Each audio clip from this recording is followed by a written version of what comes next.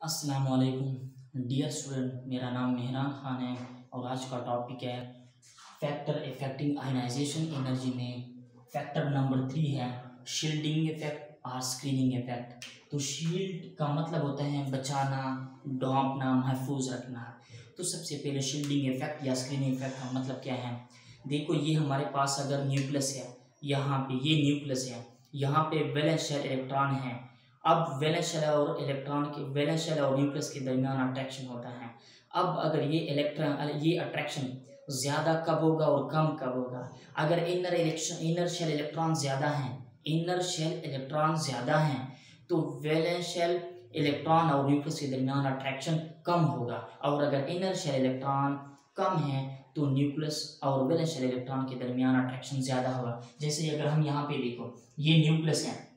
अब ये इस इलेक्ट्रॉन और न्यूक्लियस के दरमियान अट्रैक्शन तो है लेकिन कम है। रीजन क्या है? इनर शेल इलेक्ट्रॉन की वजह से, क्योंकि ये इस इलेक्ट्रॉन को रिपेल कर रही है, इसको रिपेल कर रही है, इस वजह से न्यूक्लियस उस आउटर शेल इलेक्ट्रॉन को अट्रैक्ट नहीं कर सकता इतना स्ट्रांगली जितना अगर आप यहाँ पे देखें कि जितना इसको अट्रैक्ट कर रहा है। देखो यहाँ पे न्यूक्लियस का इस वैलेंस शेल इलेक्ट्रॉन पे अट्रैक्शन ज्यादा है। क्यों? इनर शेल इलेक्ट्रॉन कम है, और जितना इनर शेल इलेक्ट्रॉन कम होंगे तो इतना ही हमारे पास शील्डिंग इफेक्ट, हमारे पास जितना इनर शेल इलेक्ट्रॉन कम होंगे तो न्यूक्लियस और वैलेंस शेल इलेक्ट्रॉन के दरमियान अट्रैक्शन ज्यादा होगा तो शील्डिंग इफेक्ट कम होगा। तो हमारे पास shielding effect is directly proportional to inner shell electron. जितने ज्यादा इनर शेल इलेक्ट्रॉन होंगे इतना ही हमारे पास शील्डिंग इफेक्ट ज्यादा होगा। तो यहाँ पे आप देख लो आयनाइजेशन एनर्जी के साथ इसका क्या ताल्लुक है। तो शील्डिंग इफेक्ट और screening effect is inversely proportional to ionization energy.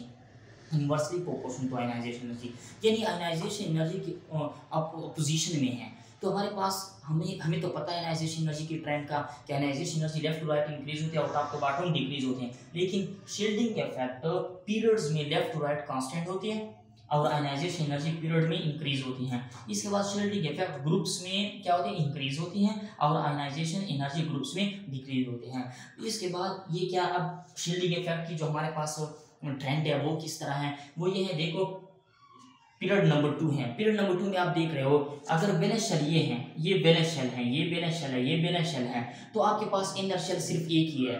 और जब तक इनर शेल ज़्यादा नहीं हो रहे हैं तो इनर शेल इलेक्ट्रॉन भी कम होंगे, और जब तक इनर शेल इलेक्ट्रॉन या इनर शेल ज़्यादा नहीं होंगे तो हमारे पास शील्डिंग इफेक्ट फिर कांस्टेंट रहता है। लेकिन अगर हम टॉप टू बॉटम की बात कर ले, देखो टॉप टू बॉटम की बात कर ले तो टॉप टू बॉटम में आप देख रहे हो 2 shell, 3 shell, 4 shell, 5 shell, 6, 7 shell increase हो रहे, इनर शेल इंक्रीज हो रहे।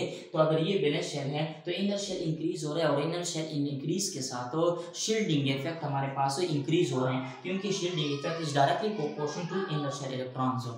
अब अगर हम देखें यहाँ पे ये एक एटम है, इसका जो साइज है वो बड़ा है, तो इनर शेल इलेक्ट्रॉन है तो इस इलेक्ट्रॉन और न्यूक्लियस का आपस में अट्रैक्शन कम है।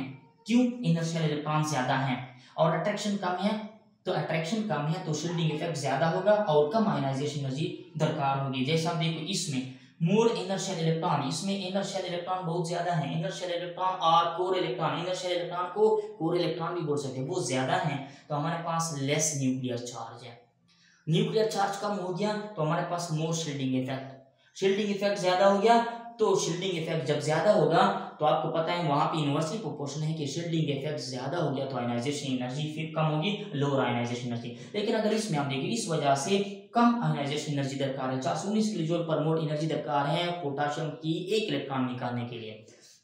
लेकिन अगर इस पे ये एटम का साइज छोटा है, इनर शेल इलेक्ट्रॉन या इनर शेल कम है, इनर शेल कम हो गया, देखो लेस इनर शेल इलेक्ट्रॉन्स और कोर इलेक्ट्रॉन, तो मोर न्यूक्लियर चार्ज ज्यादा हो गया। तो शील्डिंग इफेक्ट कम हो गया, और इसके बाद फिर हमें हाई या ज्यादा आयनाइजेशन एनर्जी की जरूरत होती है। तो हम पढ़ रहे हैं, ये हमारा टॉपिक है, हमारा टॉपिक कंटिन्यू है, फैक्टर्स इफेक्टिंग आयनाइजेशन एनर्जी। तो 4 चीजें हैं जिसकी वजह से आयनाइजेशन एनर्जी इफेक्ट होती है। एक है एटॉमिक साइज, एक है न्यूक्लियर चार्ज, एक है शील्डिंग इफेक्ट, एक है नेचर ऑफ ऑर्बिटल। तो हमने एटॉमिक साइज वाला डिस्कस कर दिया, इसके बाद न्यूक्लियर चार्ज वाला हो गया, इसके बाद अब शील्डिंग इफेक्ट भी हो गया, एक रह गया नेचर ऑर्बिटल। इंशाल्लाह अगले वीडियो में हम नेचर ऑफ ऑर्बिटल को डिस्कस करेंगे। और आज के लिए ये वीडियो कंप्लीट है। अल्लाह हाफिज़।